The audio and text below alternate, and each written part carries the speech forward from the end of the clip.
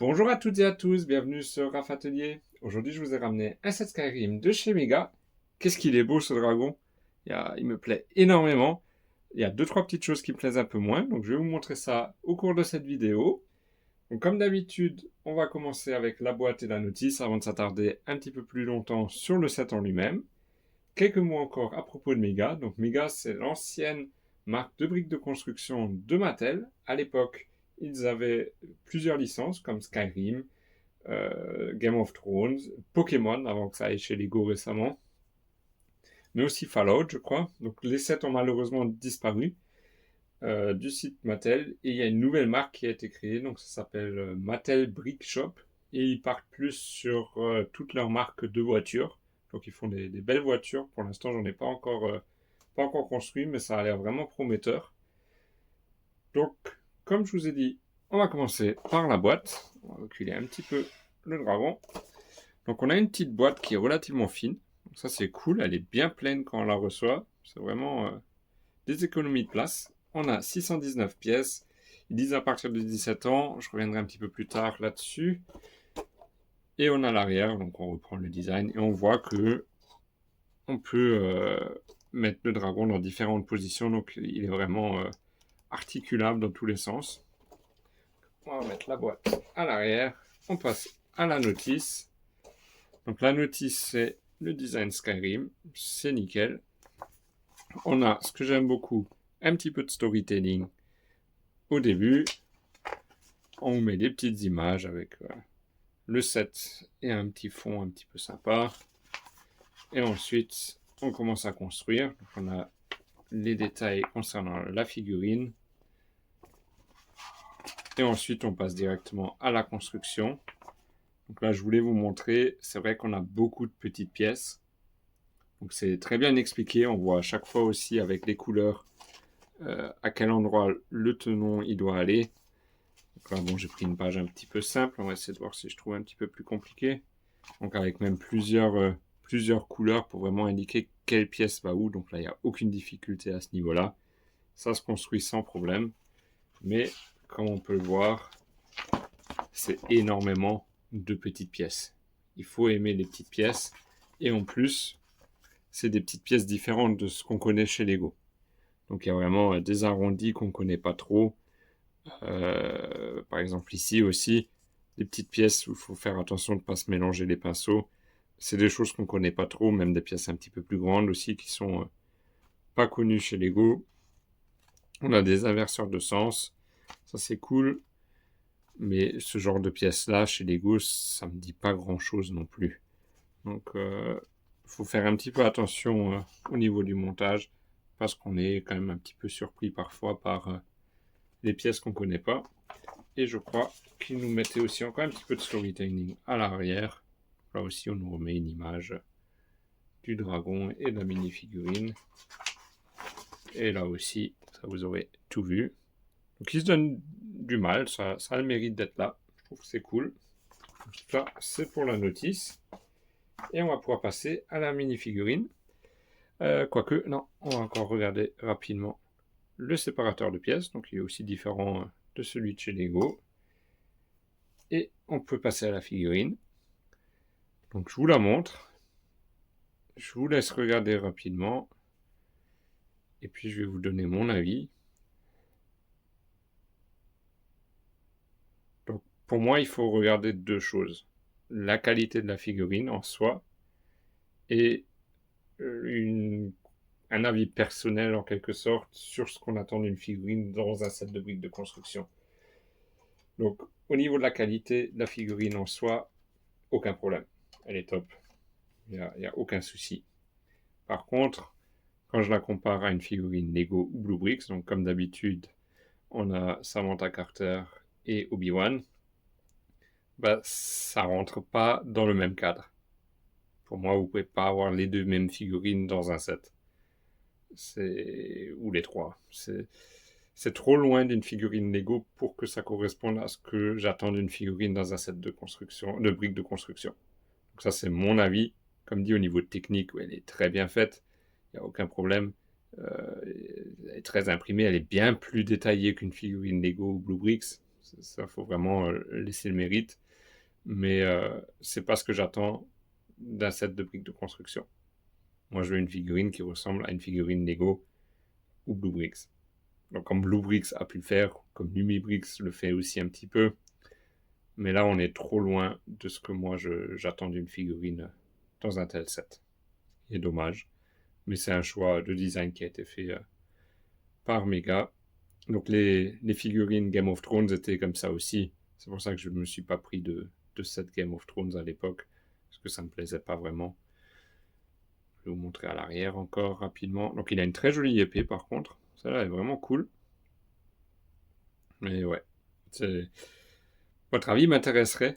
N'hésitez pas à me le mettre dans les commentaires. Qu'est-ce que vous pensez de cette figurine ou de ce type de figurine dans un set de briques de construction? Ça m'intéresserait de savoir si je suis le seul qui ait cet avis-là ou si vous êtes un peu tous comme moi et qui disent non, je préfère une figurine qui ressemble à ce que je connais. Donc ensuite, on va passer au dragon. Et j'ai déjà réussi à le casser. Donc c'est pas un set pour enfants, comme vous pouvez le voir. Donc c'est vraiment fait pour mettre dans la vitrine ou dans un mock. Et zut, j'ai encore un bout qui est tombé. Alors, je sais pas d'où il vient. Ah si, il vient de là. Donc c'est relativement fragile. C'est beaucoup de petites pièces. Par exemple, on peut voir, je lui ai arraché la patte. C'est vraiment plein de toutes petites pièces qui sont accrochées l'une à l'autre. Donc les pièces en soi sont de très bonne qualité, il n'y a pas de souci à ce niveau-là. Mais c'est fragile quand c'est construit avec des petites pièces comme ça.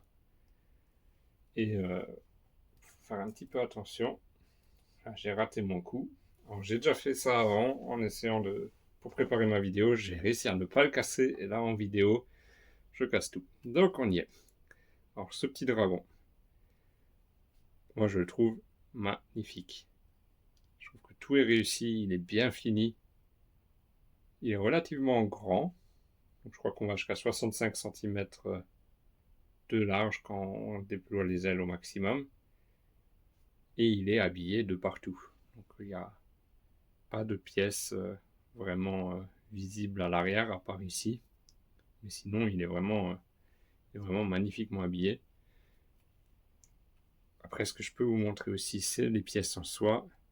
Donc, on est principalement sur deux couleurs dans ce set. Donc, cette espèce de... C'est tous les deux gris, mais je dirais gris-vert. Et le gris un peu plus bleuté. Et les deux ont comme des paillettes à l'intérieur. Je ne sais pas si vous le voyez bien à la vidéo. Je pense que oui. Et ça, c'est vraiment cool. C'est un plaisir à construire. C'est vraiment top, top, top. Les voiles aussi, enfin le tissu des ailes, c'est vraiment cool, cool, cool.